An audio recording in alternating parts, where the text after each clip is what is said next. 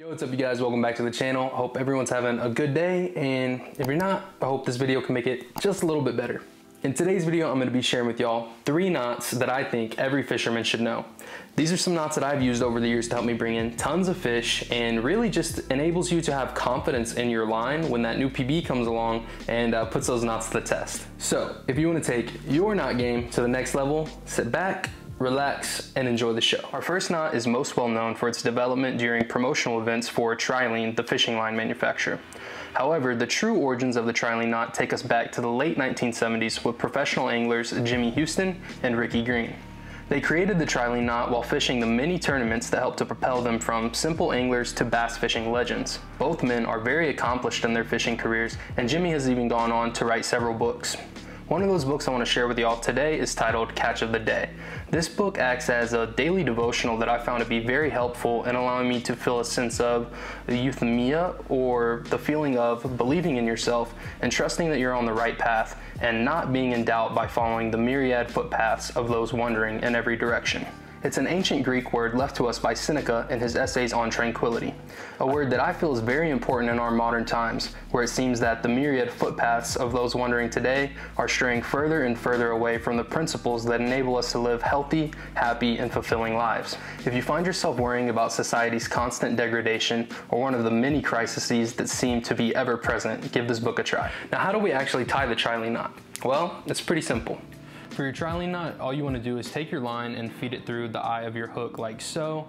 Once you're here, go back through that eye, and you should have a small little circle down here to work with. Now, when it gets to this point, you want to wrap your line, and depending on what size of line you're using, you want to do a different number of wraps. I like to go with 3 to 4 wraps on my 20-pound test, either monofilament or fluorocarbon, but a good rule of thumb is the lower your pound test, so let's say you're throwing like an 8-pound test, maybe go for like 5 or 6 wraps, and if you're throwing something a lot heavier or tying with a dang rope, for the sake of this example, you want to go with less wraps. So right here we're doing 1 wrap, but just keep that in mind depending on the line you're using. Now that you've gone through and you've wrapped it, go back and feed it through your loop like so, and then just cinch her down. A good pro tip when you're cinching down any knot is to just kind of wet wherever that line's really going to be scraping against each other. It can weaken the knot and lead you to lose some fish. This is the first knot that I learned way back when I was a wee little lad, and it's stuck with me through all the years. It's simple, easy to learn, and something you should definitely be throwing. Our next knot is known as the non-slip loop knot. I couldn't find much in the way of history while I was doing my research for this video on the loop knot itself, but it's a great knot nonetheless, so let's figure out how to tie it. For your non-slip loop knot, you're actually not going to focus on the hook just yet. Go ahead and take your line and form an overhand knot down a little ways, giving yourself something like this with a little loop here in your tag end. Then you feed this through the eye of your hook, and make sure this overhand knot that you tied is kind of butt up against the eye of the hook like so.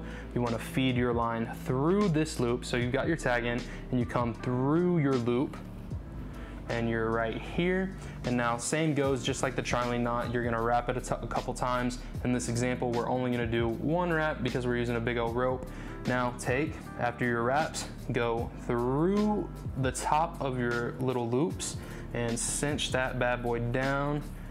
And there we have it. That is your non-slip loop knot. You'll take this tag in, snip it, and it's nice and flush with the rest of your setup here. So sometimes if you tie it wrong, you can have a squirrely freaking tag end that's gonna get snagged up.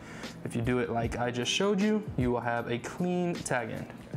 I love this knot because it allows your lure to swing freely along that loop, giving it better action and giving you more fish. Lastly, we have the Uni knot, also known as the Duncan loop, taking its name from Norman Duncan, a fisherman, master rod builder, and proud Army veteran from Florida. Duncan developed his knot independently in the 60s, but it wasn't popularized until the following decade when Vic Dunaway, a very popular fisherman and author, put the Duncan loop in one of his fishing books. I've actually got one of Duncan's books here with me. It's a copy of his Sport Fish of the Gulf of Mexico.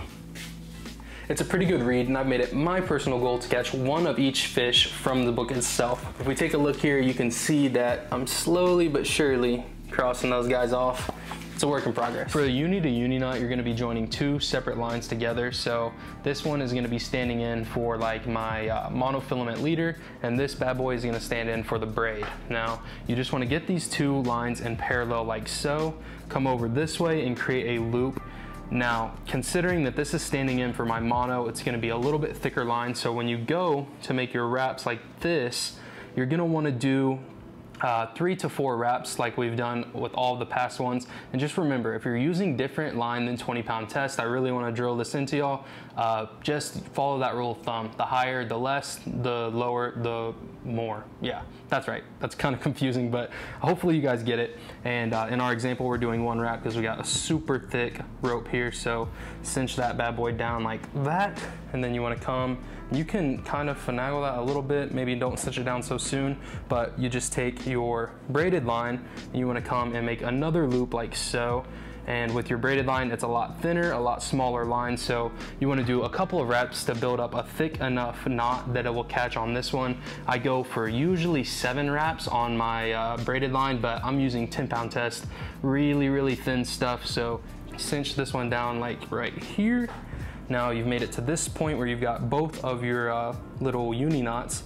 You're gonna wet this portion of line in between the two and then cinch them down into each other and really just let it rip on those. Clip your tag-ins nice and close to the knot. If you leave a little bit of tag-in, that can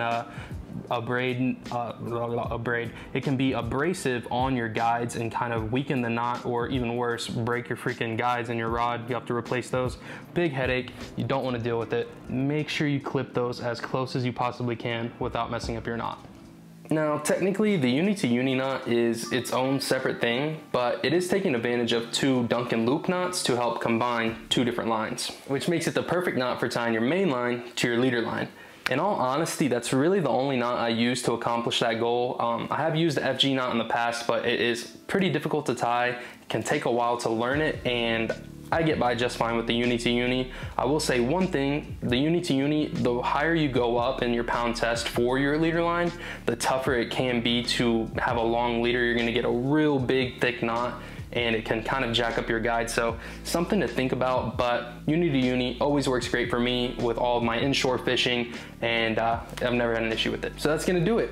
I really wanted to take my time with this video and not make it just a run-of-the-mill tutorial on how to tie a knot.